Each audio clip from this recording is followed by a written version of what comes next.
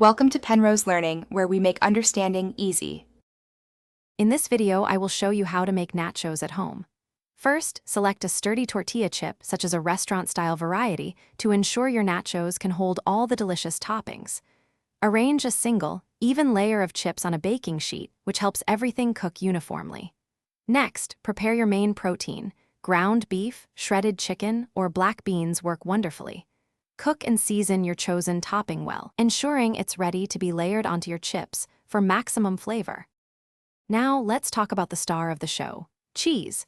A blend of freshly shredded cheddar and Monterey Jack offers the best melt and flavor. Sprinkle about 1 cup of this cheese evenly over your first layer of chips. Then, add half of your cooked meat or beans.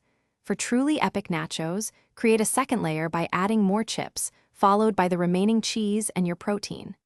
This layering technique ensures every chip gets a generous amount of deliciousness. Once your nachos are beautifully layered, it's time to bake them to golden perfection.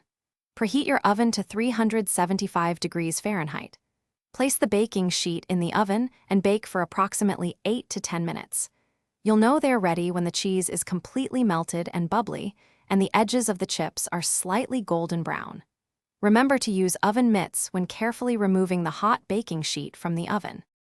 To elevate your homemade nachos, add some fresh finishing touches right before serving. Diced tomatoes, sliced jalapenos, and fresh cilantro add vibrant color and flavor. For an extra treat, offer a variety of dipping sauces on the side, such as cool sour cream, creamy guacamole, or zesty salsa.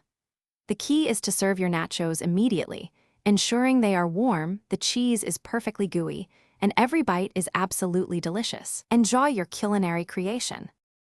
Thanks for watching. If this was helpful, leave a like and consider subscribing. See you next time.